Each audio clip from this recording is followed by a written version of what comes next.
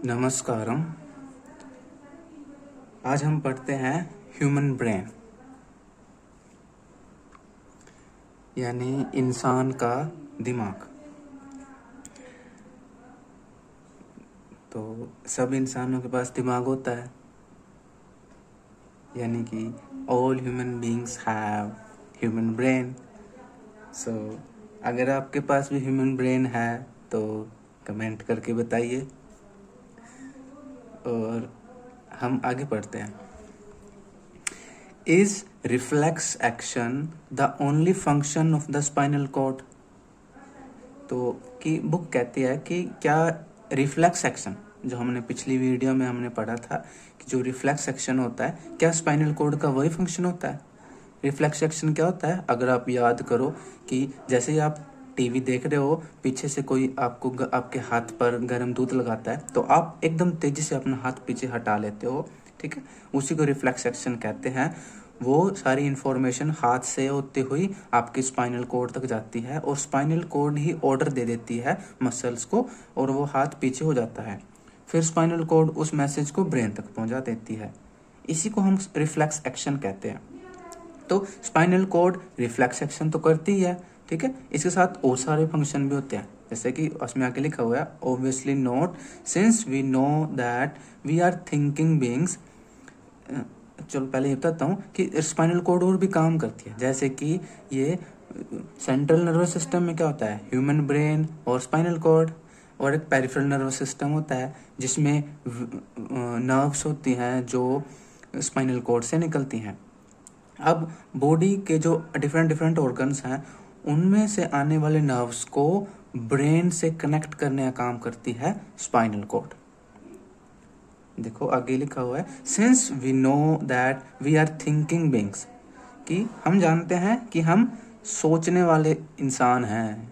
ये बड़ी सोचने की बात है कि हम सोचने वाले इंसान हैं, मतलब हम सोच सकते हैं। दूसरे जानवर ऐसा बहुत कम कर पाते हैं। इंसान का दिमाग बहुत ज़्यादा विकसित है, ऐसा इवोल्यूशन के दौरान हुआ है। Spinal cord is made up of nerves which supply information to think about.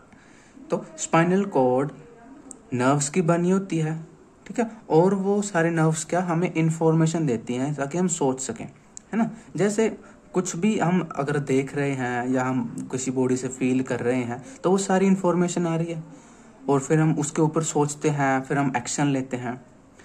Thinking involves more complex mechanisms and neural connections.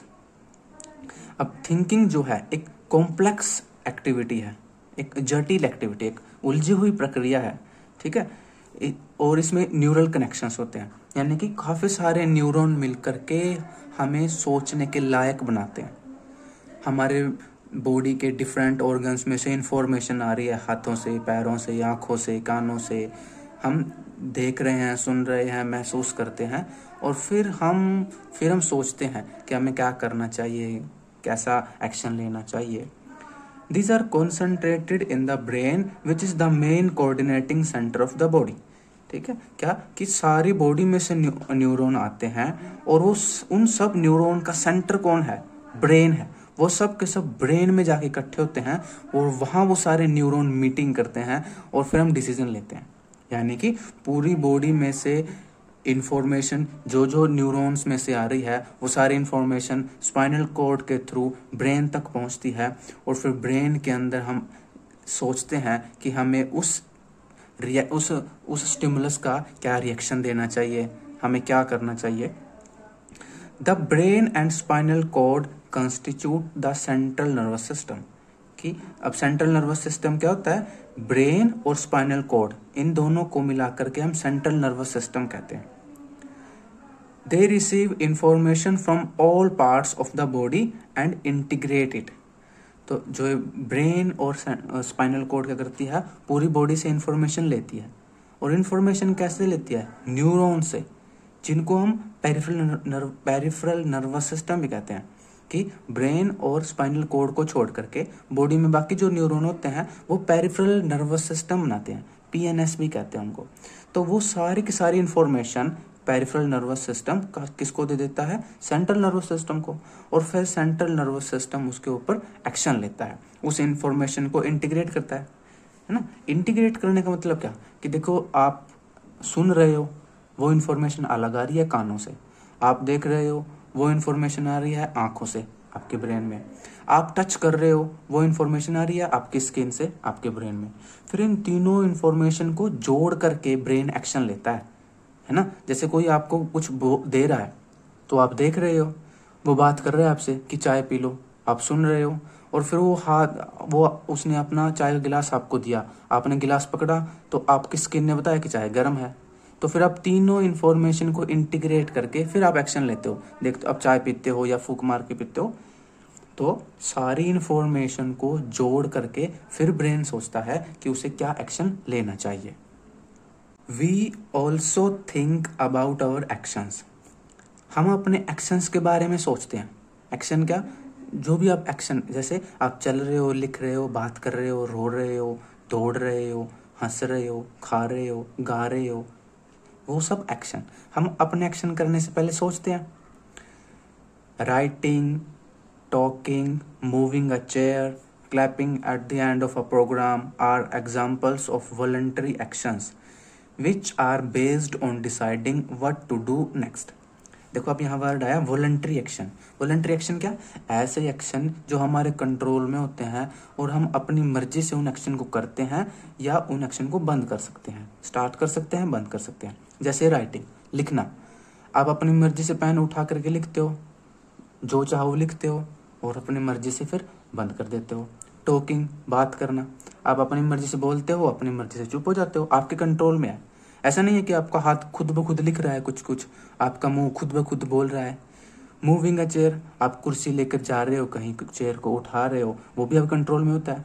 ऐसा नहीं है कि आपको चेयर दिखी तो आपके हाथ और पैर दौड़ने लगेंगे और आप खुद चेयर उठा लोगे, ऐसा नहीं होता, आप अपनी मर्जी से, ये कंट्रोल में है। Clapping at the end of a programme, कोई समारोह, कोई कार्यक्रम खत्म हुआ है तो अंत में आप तालियां बजा रहे हो, ये भी आपके कंट्रोल में है। ऐसा तो नहीं कि आपके हाथ अपने आप बजने लगते हैं, आपके कंट्रोल में नहीं होता, वो सब आपके कंट्रोल में है। तो वो सारे के सारे एक्शंस जो आपके कंट्रोल में होते हैं, आप अपनी मर्जी से उन एक्शन को स्टार्ट कर सकते हो, अपनी मर्जी से उन एक्शन को स्टॉप कर सकते हो। उन सब एक्शंस को हम कहते हैं वॉलंटरी एक्शंस, ठीक है। और ये सब हम अब सोचते हैं और फिर इन एक्शन को हम करते हैं। So the brain also has to send messages to muscles। हाँ, तो अब अगर आपके ब्रेन को मसल से कोई काम कराना है तो मसल क्या करता है, ब्रेन क्या करता है, मसल पे एक मैसेज देता है, यानी कि एक ऑर्डर पास करता है। जैसे अगर आपको ताली बजानी है तो आपका ब्रेन आपके हाथ की मसल्स को ऑर्डर देगा या मैसेज देगा, तभी वो आपस में भिड़ते हैं और क्लैपिंग करते हैं। This is the second way in which the nervous system communicates with the muscles। The communication between the central nervous system and the other parts of the body is facilitated by the peripheral nervous system। कि central nervous system और जो body के दूसरे parts हैं, यानी brain और spinal cord body के दूसरे पार्ट से कैसे कम्युनिकेट करते हैं, कैसे बात करते हैं, पेरिफेरल नर्वस सिस्टम की हेल्प से। याद करो, पेरिफेरल नर्वस सिस्टम क्या होता है, वो नर्व्स जो सेंट्रल नर्वस सिस्टम के बाहर की होती हैं वो पेरिफेरल नर्वस सिस्टम बनाती हैं। इसमें कौन कौन सी नर्व्स होती हैं, consisting of cranial nerves arising from the brain and spinal nerves arising from the spinal cord। कि स्पाइनल कॉर्ड से निकलने वाली स्पाइनल नर्व्स एंड ब्रेन से निकलने वाली क्रेनियल नर्व्स, वो क्रेनियल नर्व्स और स्पाइनल नर्व्स, ये दोनों तरह के नर्व्स पेरिफेरल नर्वस सिस्टम में होती हैं। और पेरिफेरल नर्वस सिस्टम क्या करता है, इंफॉर्मेशन देता है बॉडी के डिफरेंट ऑर्गन्स की इंफॉर्मेशन देता है ब्रेन तक, तो एक कनेक्टिंग का काम कर रहा है, इंफॉर्मेशन सप्लाई करता है। The brain thus allows us to think and take actions based on that thinking। तो फिर ब्रेन हमें ये हेल्प करता है कि हम सोचते हैं और सोचने के बाद फिर हम एक्शन लेते हैं, ठीक है। जैसे मान लो आपके सामने शेर आ गया, तो वो सारी इंफॉर्मेशन आपके ब्रेन तक आई है, फिर ब्रेन सोचेगा, क्या सोचेगा कि अभी लड़ा जाए या भागा जाए। अगर आपका ब्रेन ये आपको आप समझ पा रहे हो कि आप में इतनी पावर है, आपके पास गन है, आपके पास कुछ हथियार है, तो आपका ब्रेन कहेगा कि आप लड़ो। अगर आपका ब्रेन देखेगा कि आप बहुत वीक हो उस सिचुएशन में, तो आपका ब्रेन कहेगा कि बेटा भाग लो यहाँ से। तो आप सोचते हो और फिर उसके आधार पर आप एक्शन लेते हो। उस सोच के आधार पर आप उस डिसीजन लेते हो कि आपको कैसे करना है। As you will expect, this is accomplished through a complex design with different parts of the brain responsible for integrating different inputs and outputs. देखो इनपुट क्या, ब्रेन के अंदर जो इन्फॉर्मेशन आ रही है इनपुट, आउटपुट क्या, ब्रेन के अंदर से जो इन्फॉर्मेशन बाहर जा रही है, यानी ब्रेन जो ऑर्डर पास करता है मसल्स को या बॉडी ऑर्गन्स को, वो आउटपुट। ठीक है, तो हम सोचते और एक्शन कैसे लेते हैं, ये एक बड़ा कॉम्प्लेक्स काम है, बड़ा जटिल प्रक्रिया है। कैसे, ब्रेन के अलग अलग पार्ट्स होते हैं और वो अलग अलग काम करते हैं, है ना। जैसे भूख है, उसको कंट्रोल कोई और कर रहा है ना। देखने वाला पार्ट कोई और कंट्रोल कर रहा है, सुनने वाला पार्ट कहीं और इन्फॉर्मेशन जा रही है, टेस्ट वाली इन्फॉर्मेशन कहीं और जा रही है ब्रेन के अंदर, है ना। खुशबू वाली इन्फॉर्मेशन कहीं और जा रही है। ब्रेन के अलग अलग पार्ट्स होते हैं और वो अलग अलग तरह के ऑर्गन्स के अलग अलग ऑर्गन से वो इन्फॉर्मेशन लेते हैं, उस इन्फॉर्मेशन को प्रोसेस करते हैं। तो ब्रेन में बड़ा एक बड़ा कॉम्प्लेक्स नेटवर्क होता है, बहुत कुछ हो रहा है दिमाग में। The brain has 3 such major parts or regions, namely the forebrain, midbrain and hindbrain. तो ब्रेन के हमने 3 पार्ट बनाए हैं स्टडी करने के लिए।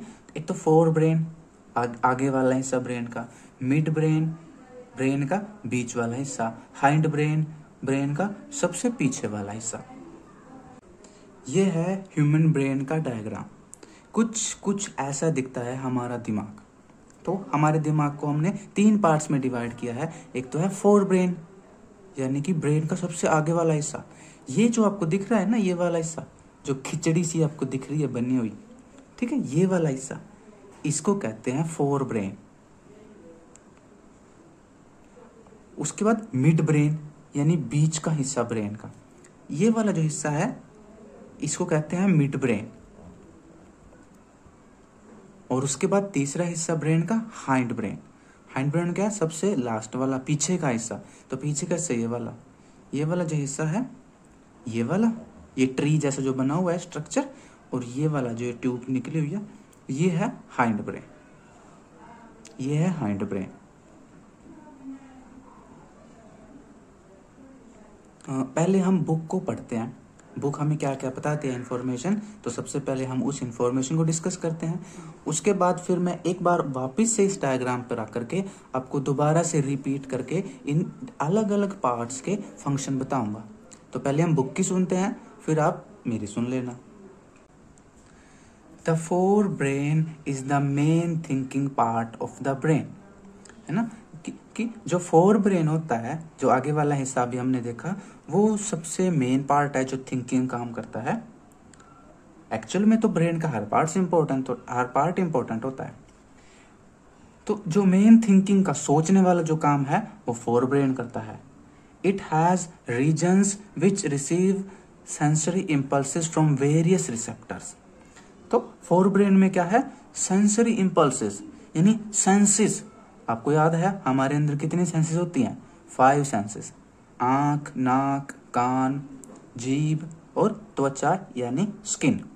तो हमारी बॉडी से जो भी सेंसरी न्यूरॉन्स होते हैं, जो सेंसरी इंफॉर्मेशन लेकर आते हैं कि हम क्या देख रहे हैं, क्या ऐसे टच क्या कर रहे हैं, वो सेंसरी इंफॉर्मेशन जो आ रही है वो सब कहाँ आती है, फोर ब्रेन में। Separate areas of the forebrain are specialised for. अब फोर ब्रेन के भी अलग अलग पार्ट्स होते हैं जो अलग अलग काम करते हैं। जैसे हियरिंग, सुनने का काम, उसका एक अलग सेंटर है। स्मेल, खुशबू या बदबू, अच्छी या बुरी, उसका सेंटर फोर ब्रेन में ही है। साइट, आप क्या देख रहे हो, एंड सो, आप क्या देख रहे हो, वो भी क्या है, फोर ब्रेन का ही एक पार्ट काम करता है। तो फोर ब्रेन में सुनने का सेंटर अलग है, स्मेल का सेंटर अलग है, देखने का सेंटर अलग है। इस तरह से काफी सारे अलग अलग कामों के अलग अलग सेंटर बने होते हैं फोर ब्रेन में। There are separate areas of association where this sensory information is interpreted by putting it together with information from other receptors as well as information that is already stored in the brain.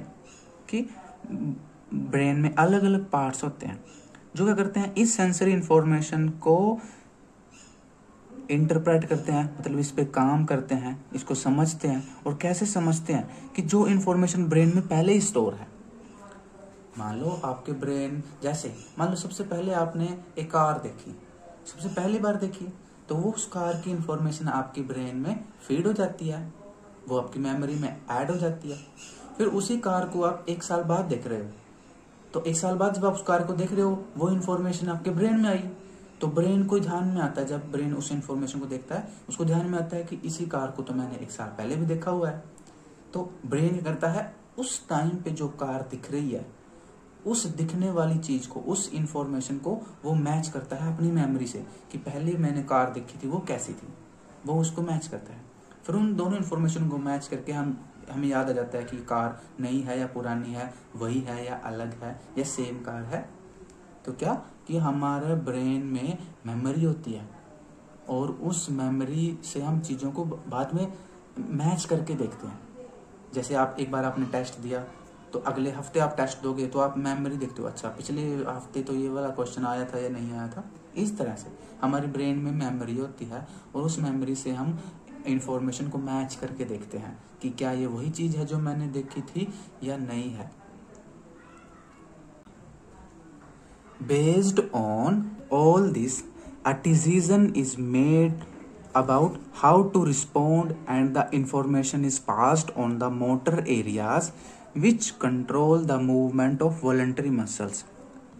For example, our leg muscles. ठीक, ये वही कहता है क्या कि पहले हमारे body में जो, हमारे ब्रेन में जो इन्फॉर्मेशन है और अब हम जो देख रहे हैं, उन दोनों इन्फॉर्मेशन को मैच करके देखा जाता है और फिर हमारा ब्रेन जो है ऑर्डर पास करता है कि कैसे रिस्पॉन्ड करना है हमारे मोटर एरियाज पर। जैसे कि मोटर एरियाज क्या, जो हमारी मसल्स वगैरह हैं जो मोशन में काम करती हैं, जैसे कि for example our leg muscles.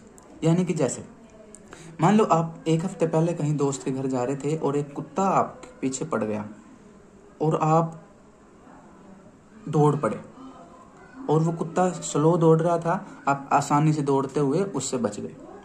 ये आपकी मेमोरी में फीड हो जाएगा।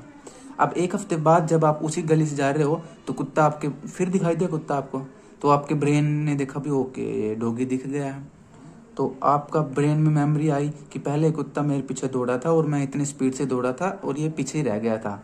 तो आपका ब्रेन क्या कहेगा कि आप आज फिर दौड़ो, है ना। तो वो आपकी वो ब्रेन जो है वो ऑर्डर पास करेगा आपकी मोटर न्यूरॉन्स पे, आपकी लेग्स की मसल पे, और आप उतनी स्पीड से दौड़ोगे, कुत्ता फिर पीछे रह जाएगा। ये एक छोटा सा मैंने एग्जांपल दिया, इस तरह आप कोई दूसरा एग्जांपल भी ले सकते हो। However, certain sensations are distinct from seeing or hearing. कुछ सेंसेशन अलग होती हैं, देखने और सुनने के बजाय अलग अलग सेंसेशन होती हैं। सेंसेशन मतलब आप क्या फील कर रहे हो, मतलब इंफॉर्मेशन। कौन कौन सी, जैसे how do we know that we have eaten enough, कि ये कहता है कि देखना सुनना तो ठीक है बट कुछ और भी काम होते हैं बॉडी में। जैसे आपको पता कैसे चलेगा कि आपने कितना खा लिया है, आप फील कैसे करोगे, क्योंकि पेट में तो हम देख नहीं सकते ना कि पेट आधा भर चुका है, ऊपर तक भर चुका है, फटने वाला है या खाली है या लीक हो चुका है ना। तो हमें पता कैसे चलेगा कि हम कितना खा चुके हैं, पेट में कितनी जगह है और कितना हमें और खाना चाहिए। The sensation of feeling full is because of a center associated with hunger, which is in a separate part of the forebrain. कि जब हम खाना खा लेते हैं ना तो हम रज जाते हैं, हमें फील होता है कि हम 2 रोटी खा लिया मैंने और नहीं खाया जाएगा। एक बंदा है वो खा रहा है 4 रोटियां, वो कहता है 4 रोटी खा लिया बस और नहीं खाया जाएगा। तो हम रज कैसे जाते हैं, कैसे पता चलता है कि हम फुल हो चुके हैं, कैसे पता चलता है? हमारे ब्रेन में एक सेंटर होता है जो हंगर को कंट्रोल करता है, और वो सेंटर भी कहाँ होता है? फोर ब्रेन में। तो यानी कि हमारी हंगर को कंट्रोल करने का और मेंटेन करने का सेंटर भी फोर ब्रेन में प्रेजेंट होता है। Study the labelled diagram of the human brain, we have seen that the different parts have specific functions. कि हमने ब्रेन का डायग्राम देखा है और हमने पढ़ा भी है कि ब्रेन के अलग अलग पार्ट्स अलग अलग फंक्शन करते हैं। Can we find out the function of each part? तो क्या हम बता सकते हैं कि ब्रेन के हर एक पार्ट का क्या क्या फंक्शन होता है? तो बुक में तो इतना ही लिखा हुआ था, इसलिए अब हम एक बार और पढ़ते हैं। मैं आपको डायग्राम दिखाता हूं और फिर हम इसको रिवाइज करते हैं। ये होता है फोर ब्रेन, ये वाला जो हिस्सा है यहाँ तक, ये वाला जो हिस्सा है ब्रेन का, ये होता है फोर ब्रेन। और ब्रेन के ऊपर ही देखो, ये यहाँ पर बोन होती है, ठीक है, सर पे बाल होते हैं और उसके नीचे बोन होती है, जिसको क्या कहते हैं? खोपड़ी, ठीक है। इंग्लिश में क्या कहते हैं? स्कल, ठीक है। और इनकी बोन्स को क्रैनियम कहते हैं। क्रैनियम, क्रैनियम या स्कल या खोपड़ी। खोपड़ी के अंदर होता है हमारा ब्रेन, यह होता है फोर ब्रेन। अब फोर ब्रेन में भी कई पार्ट्स होते हैं, जैसे ये जो पार्ट आपको दिख रहा है, ये वाला पार्ट, इसको बोलते हैं सेरेब्रम। और क्या होता है फोर ब्रेन में? एक होता है थैलेमस और हाइपोथैलेमस। कौन सा? ये देखो, ये रहा, ये वाला जो रीजन है इसको बोलते हैं थैलेमस, और इसके नीचे होता है ये वाला रीजन हाइपोथैलेमस। तो फोर ब्रेन में क्या है? मेनली फोर ब्रेन में तीन पार्ट हैं, सेरेब्रम, थैलेमस, हाइपोथैलेमस। और फोर ब्रेन के क्या काम होते हैं? चलो पहले हम मिड ब्रेन देख लेते हैं। ये होता है मिड ब्रेन, ये वाला, ये जो बीच में है, ये है मिड ब्रेन, बीच का हिस्सा। उसके बाद होता है ये है हाइंड ब्रेन। हाइंड ब्रेन में कौन कौन से पार्ट होते हैं? पोन्स, ये वाला पार्ट, पोन्स। उसके बाद ये है मेडुला, मेडुला ओब्लोंगेटा भी कहते हैं इसको, मेडुला ओब्लोंगेटा, या आप खाली मेडुला भी कह सकते हो। और जो ये ट्री जैसा दिख रहा है, इसको बोलते हैं सेरेबेलम। देखो, ये तो है सेरेब्रम फोर ब्रेन में, और ये हाइंड ब्रेन में सेरेबेलम, ये है हाइंड ब्रेन। इसके बाद नीचे फिर स्पाइनल कॉर्ड होती है, ये अलग है, ये ब्रेन का पार्ट हम नहीं मानते, क्योंकि स्पाइनल कॉर्ड को हम एक अलग ही पार्ट कहते हैं। हालांकि ये भी सेंट्रल नर्वस सिस्टम में है, एक ट्यूब जैसी होती है जो आगे जाकर के रीढ़ की हड्डी में आपकी स्पाइनल कॉर्ड के बीचों बीच से गुजरती है।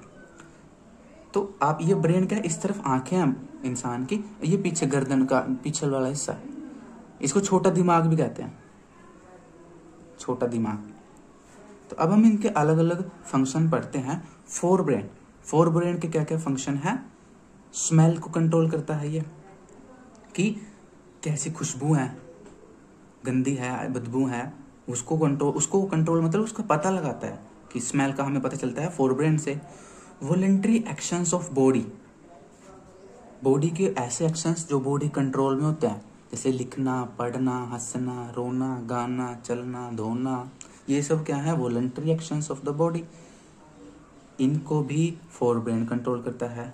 मेमोरी को फोर ब्रेन कंट्रोल करता है, आप क्या याद रख रहे हो, ये फोर ब्रेन में ही कंट्रोल होता है। रीजनिंग एंड लर्निंग, है ना, रीजनिंग लर्निंग, आप क्वेश्चन भी करते हो, रीजनिंग लर्निंग मतलब समझते हो कि ये बड़ा है, ये छोटा है ना, ये इसका रिश्ते में ये लगेगा, वो सब, ठीक है। विल पावर एंड इंटेलिजेंसी भी फोर ब्रेन ही में ही होती है ना। विल पावर यानी कि आपकी इच्छा शक्ति, किसी काम को करने की या ना करने की आपकी जिद जो है, वो फोर ब्रेन ही कंट्रोल करता है। फोर ब्रेन में और क्या है? देखो, फोर ब्रेन में और हंगर, हमने अभी पढ़ा था, हंगर को कंट्रोल करता है, भूख को फोर ब्रेन कंट्रोल करता है, थर्स्ट को यानी प्यास को फोर ब्रेन कंट्रोल करता है, स्वेटिंग को, पसीना आपकी बॉडी में आ रहा है, उसको भी फोर ब्रेन कंट्रोल करता है, स्लीप को यानी कि नींद को आपकी फोर ब्रेन कंट्रोल करता है, फटीग को, थकान को, आप कब थक रहे हो, फोर ब्रेन कंट्रोल करता है, सेक्सुअल डिजायर को फोर ब्रेन कंट्रोल करता है, बीपी को, ब्लड प्रेशर बढ़ रहा है घट रहा है, फोर ब्रेन कंट्रोल करता है, एंगर को, गुस्से को फोर ब्रेन कंट्रोल करता है, फियर, डर को फोर ब्रेन कंट्रोल करता है, टेम्परेचर रेगुलेशन का काम भी फोर ब्रेन ही करता है, आपकी बॉडी का टेम्परेचर कम या ज़्यादा करना है, वो भी फोर ब्रेन ही मेंटेन करता है। उसके बाद हम आते हैं मिड ब्रेन पर। ये जो बीच का हिस्सा है, बीच का दिमाग, ये क्या काम करता है? Coordination centre between fore brain and hind brain, यानी कि फोर ब्रेन और हाइंड ब्रेन के बीच में ये एक लिंक का काम कर रहा है, कोऑर्डिनेट कर रहा है, लिंक का काम करता है, ठीक है। और उसके बाद हाइंड ब्रेन, ये वाला हिस्सा। तो हाइंड ब्रेन क्या करता है? हाइंड ब्रेन में एक सेरेबेलम है, ये सेरेबेलम क्या करता है? इट कंट्रोल वॉलंटरी मूवमेंट्स, कुछ वॉलंटरी मूवमेंट कंट्रोल करता है। पोस्चर ऑफ बॉडी, आपके बैठने का जो आसन है वो सेरेबेलम कंट्रोल करता है। Rapid muscular activities like running, typing etcetera, है ना। आप दौड़ रहे हो, मतलब बैलेंस का काम ना ये सेरेबेलम करता है। जैसे आप बैठे हो, आपका बैलेंस होना चाहिए ना सीधे, वरना गिर जाओगे। आप सीधे चल रहे हो, दौड़ रहे हो, तो जैसे एक शराबी दौड़ नहीं पाता, गिर जाता है, उसका बैलेंस गड़बड़ हो जाता है। तो आपका बैलेंस जो बनाता है वो कौन बनाता है? सेरेबेलम। इसलिए अगर गलती से हम किसी के सर के पीछे हम चोट मार दें तो वो गिर जाता है नीचे, वो इंसान नीचे गिर जाता है। क्यों गिर जाता है? क्योंकि उसके सेरेबेलम पे चोट पड़ी है, और सेरेबेलम ही तो उसका पोस्चर बनाता है। तो ये आपकी बॉडी के पोस्चर को कंट्रोल करता है। उसके बाद आता है ये एक मेडुला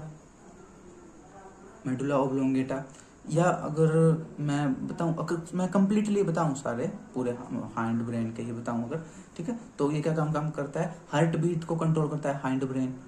आपके दिल की धड़कन को कंट्रोल करता है, कब आपके दिल का धड़कन तेज होगी, कब स्लो होगी, कंट्रोल करता है हाइंड ब्रेन।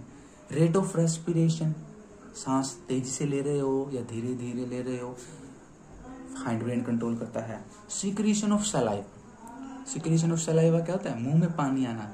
अगर आपको जलेबी दिख रही है या आपकी पसंदीदा मिठाई या फल फ्रूट दिख रहा है तो आपके मुंह में पानी आ जाता है ना। जलेबी खाते हो तो अगर जो जलेबी खाता है तो वो उसके मुंह में पानी आ जाता है सुन करके या देख करके। तो वो कौन कंट्रोल कर रहा है सलाइवा को? Hind brain. Contraction of blood vessels, आपके खून की जो नालियां हैं उनको वो कब कॉन्ट्रैक्ट कर रही हैं, टाइट हो रही हैं, सिकुड़ रही हैं, कब वो फैल रही हैं, डायलेट कर रही हैं, हाइंड ब्रेन कंट्रोल करता है। कफिंग, खांस रहे हो आप, हाइंड ब्रेन कंट्रोल करता है। वोमिटिंग, उल्टी के आना या ना आने को हाइंड ब्रेन कंट्रोल करता है। यूरिनेटिंग, है ना, आपको पेशाब जाना है, कब नहीं जाना है ना, उस अर्ज को भी हाइंड ब्रेन कंट्रोल करता है। डिफिकेशन, आपको पोटी करने जाना है नहीं जाना है, हाइंड ब्रेन इस एक्टिविटी को कंट्रोल करता है। और गट पेरिस्टाल्सिस, स्वेलोइंग ऑफ फूड। गट किसको बोलते हैं? GUT, गट का मतलब होता है आपके एलिमेंट्री कैनाल को कहते हैं गट। तो आप भोजन को निगलने में, फूड को निगलने में भी हाइंड ब्रेन कंट्रोल करता है। तो ये थे हमारे ब्रेन के डिफरेंट पार्ट्स और वो क्या क्या काम करते हैं, मैंने आपको सब बता दिया है। इसके अलावा मैं अगर आपको बताऊं, हमारे ब्रेन में ना, ब्रेन को हम 2 पार्ट्स में भी डिवाइड कर लेते हैं। किसमें? ग्रे मैटर और वाइट मैटर में। ग्रे मैटर में क्या होता है? न्यूरॉन्स जो होते हैं ना, न्यूरॉन्स की सेल बॉडी जो होती है ना, जो मैंने एक वीडियो में पढ़ाया भी है, न्यूरॉन की सेल बॉडी होती है, वो वाला पोर्शन ब्रेन के जिन हिस्सों में होता है उसको बोलते हैं हम ग्रे मैटर। और जो न्यूरॉन के जो एक्सोन होता है उस पे माइलिन की शीट होती है, और ब्रेन के जिन हिस्सों में न्यूरॉन्स की माइलिनेटेड शीट आती है उसको बोलते हैं वाइट मैटर। मैं कोशिश करूंगा थोड़ा सा इनको और गहराई में कभी समझाऊं आपको। तो फिलहाल आप इतना समझो कि ब्रेन में व्हाइट मैटर और ग्रे मैटर भी होता है। हम ब्रेन की पार्ट्स को बोल देते हैं। नॉर्मली क्या होता है, जो बाहर वाला हिस्सा है ना, इसमें तो होता है ग्रे मैटर और बीच वाले हिस्से में होता है व्हाइट मैटर, ठीक है। Let us look at the other use of the word reflex that we have talked about in the introduction. तो हम रिफ्लेक्स को बारे में थोड़ा सा और पढ़ते हैं। Our mouth waters when we see food we like without our meaning to, ठीक है, कि जब हम किसी फूड को, जिस फूड को हम चाहते हैं उसको हम देख रहे हैं तो हमारे मुंह में खुद पानी आ जाता है ना। अगर मैं कहूँ आपको जलेबी दिखाऊं मैं प्लेट में डाल करके, तो आप ये नहीं कहोगे मुंह को कि अपने मुंह में पानी लेकर आओ, आप नहीं आओगे, आपके मुंह में पानी खुद ब खुद आ जाता है। ठीक है, आपकी बिना पते के आपके माउथ में पानी आने लगता है। Our hearts beat without our thinking about it. हमारा दिल धड़कता रहता है और हम उसको धड़काते नहीं, हम उसको ऑर्डर नहीं देते, ना ही स्टार्ट कराते ना ही स्टॉप कराते, वो खुद धड़कता रहता है। हम सोचते नहीं, उसको कंट्रोल नहीं करते। In fact we can not control these actions easily by thinking about them even if we wanted to. और हम चाहकर भी इन एक्टिविटीज को कंट्रोल नहीं कर सकते। जैसे कि अगर आप खुद चाहो कि मेरे मुंह में पानी आ जाए, नहीं आएगा। और अगर आपको जलेबी दिख रही है और आप अपने मुंह में पानी को आने से रोक भी नहीं सकते, जो भी आपकी मिठाई दिख रही है अगर, जैसे आप ये नहीं करा सकते कि अपने हार्ट को कि वो बीट करता रहे और आप उसको बंद नहीं करा सकते। जैसे आप बैठे हो तो आपको अपने हार्ट को कि मैं अभी बंद करना चाहता हूँ 1 मिनट के लिए, हार्ट बंद नहीं होगा। और अगर किसी इंसान का हार्ट बीट करना बंद कर चुका है तो वो उसको स्टार्ट भी नहीं करा पाएगा। तो हम हार्ट बीट को, माउथ में पानी आने को, इन एक्टिविटीज को हम कंट्रोल नहीं कर सकते। Do we have to think about और रिमेंबर टू ब्रीद और डाइजेस्ट फूड, है ना, कि क्या हमें सांस लेना याद रखना पड़ता है? क्या आप सांस को भी कंट्रोल करते हो? आप याद रखते हो सांस लेना? नहीं याद रखते। आप टीवी देख रहे हो, आप बातें कर रहे हो, आप घूम रहे हो, सांस के ऊपर आपका ध्यान ही नहीं होता, वो खुद ब खुद चलते रहती है। और रात में जब आप सो जाते हो तो आपको कुछ याद नहीं रहता कि कब सांस लेना है कब नहीं लेना, वो खुद ब खुद सांस चलती रहती है। फूड को डाइजेस्ट करने को आप कंट्रोल नहीं करते हो, आप खाना खा लेते हो, लेकिन अब पेट में जाकर उस खाने का क्या होगा, वो कितनी फास्ट से या कितना स्लोली डाइजेस्ट होगा, ये भी आप कंट्रोल नहीं कर सकते हो और ना ही करते हो। So, in between the simple reflex actions like change in the size of the pupil and the thought out actions such as moving a chair, there is another set of muscle movement over which we do not have any thinking control. कि यहाँ क्या कहना चाहता है कि कुछ activities ऐसी होती हैं जिनको हमारी बॉडी कंट्रोल नहीं कर सकती। जैसे many of these involuntary actions are controlled by the mid brain and hind brain. इन सबको हम इनवॉलंटरी एक्शन कहते हैं। देखो याद करो, पीछे हमने पढ़ा था वॉलंटरी एक्शन। वॉलंटरी एक्शन क्या होती है? जो आपके कंट्रोल में हो। जैसे आप चेयर लेकर जा रहे हो, वो क्या है? वॉलंटरी एक्शन है। आपकी मर्जी है, आप कभी भी उसको घेर सकते हो, कभी भी उसको उठा सकते हो। बट ये माउथ में पानी आना, हार्ट बीट और ब्रीदिंग, ये सब और क्या है, ये साइज ऑफ प्यूपिल, ये सब क्या है? ये आपके कंट्रोल में नहीं है, बॉडी खुद कर रही है। आप इनको कम या ज्यादा या स्टॉप या स्टार्ट नहीं करा सकते। तो ऐसी एक्शंस जिनको आप अपनी इच्छा से स्टार्ट या स्टॉप या कंट्रोल नहीं कर सकते, उनको कहते हैं इनवॉलंटरी एक्शन। जैसे माउथ में पानी आना, हार्ट बीट, ये सब इनवॉलंटरी एक्शन होती हैं। अब इन इनवॉलंटरी एक्शन को कौन कंट्रोल करता है? मिड ब्रेन और हाइंड ब्रेन। जो अभी मैंने पढ़ाया था जब हम ब्रेन के डिफरेंट पार्ट्स पढ़ रहे थे। All these involuntary actions include blood pressure, salivation and vomiting are controlled by the medulla in the hindbrain. ये सब हम पढ़ चुके हैं, ठीक है, कि मेडुला क्या करता है? हाइंड ब्रेन में होता है और वो क्या काम करता है? ब्लड प्रेशर, सलाइवेशन क्या? माउथ में पानी आना, वोमिटिंग, उल्टी आना, इन सब को कंट्रोल करता है मेडुला, जो कि हाइंड ब्रेन का पार्ट होता है। Think about activities like walking in a straight line, riding a bicycle, picking up a pencil. कुछ एक्टिविटीज के बारे में सोचो, जैसे कि सीधी लाइन में चलना, अपनी बाईसाइकिल चलाना, पेंसिल उठाना। These are possible due to a part of the hindbrain called cerebellum. तो ये सब एक्टिविटीज के लिए आपको क्या चाहिए? फोकस चाहिए, है ना। और ये फोकस कौन देता है आपको? हाइंड ब्रेन का पार्ट सेरेबेलम, जो अभी मैंने पढ़ाया था कि सेरेबेलम क्या करता है? आपके पोस्चर को कंट्रोल करता है, बैलेंस बनाता है। तो अगर आप सीधी लाइन में चल रहे हो, आपको बैलेंस बनाना है, साइकिल चला रहे हो, बैलेंस बनाना है, पेंसिल उठा रहे हो, बैलेंस बनाना है। ऐसे नहीं पेंसिल को इधर उठा रहे हो, आप पेंसिल यहाँ है, आप हाथ यहाँ चला रहे हो। तो इन सब एक्टिविटीज को कौन कंट्रोल करता है? सेरेबेलम, जो हाइंड ब्रेन का पार्ट होता है। It is responsible for precision of voluntary actions and maintaining the posture and balance of the body. तो वही आ गया, देखो कि जो सेरेबेलम होता है ये क्या करता है? प्रेसिजन पे के लिए रिस्पॉन्सिबल होता है। सटीक आप काम कितना कर रहे हो, मतलब कितना सही काम कर रहे हो। जैसे कि आप पोस्चर मेंटेन कैसे करो, कितना सीधे चल रहे हो, कितना सीधे खड़े हो, आपका हाथ कितना बैलेंस में है, आपकी बॉडी का क्या बैलेंस है, ये सब कौन कंट्रोल करता है? हाइंड ब्रेन का part cerebellum. Imagine what would happen if each of these events failed to take place if we were not thinking about it।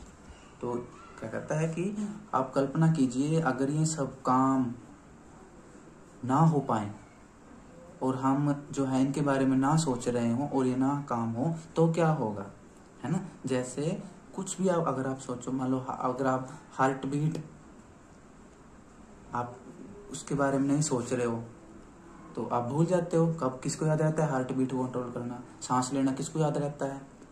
अगर ये हम याद न रहते और हम भूल जाते और ना इनको लेते तो क्या होता? अगर आप सांस नहीं लोगे तो डेथ हो जाएगी। अगर आप अपने दिल को धड़काना बंद कर दोगे, भूल जाओगे तो डेथ हो जाएगी, है ना। तो काफी सारे ऐसे एक्टिविटीज हैं बॉडी की जिनके बारे में हम कभी सोचते ही नहीं, लेकिन उनको हमारी बॉडी कंट्रोल करती रहती है, जिनको हम इनवॉलंटरी एक्शंस कहते हैं। तो देखो अगर हमारे ना सोचने के बावजूद हमारी बॉडी उन एक्शंस को कंट्रोल ना करती तो लाइफ कैसी होती हमारी। तो इसलिए बहुत काम हमारा कर रहा है, हमारे जानते हुए या हमारे ना जानते हुए। कौन? हमारा दिमाग। तो वो वॉलंटरी एक्शंस, इनवॉलंटरी एक्शंस सभी को कंट्रोल करता है। इसलिए दिमाग, माइंड बड़ा इम्पोर्टेंट होता है। तो ये था ह्यूमन ब्रेन। मैं आशा करता हूँ कि मेरे साथ ह्यूमन ब्रेन को पढ़कर आपको कुछ फ़ायदा मिला होगा, आपको कुछ नॉलेज मिली होगी, ऐसे मैं आशा करता हूँ। तो मिलेंगे अगली वीडियो में। नमस्कारम।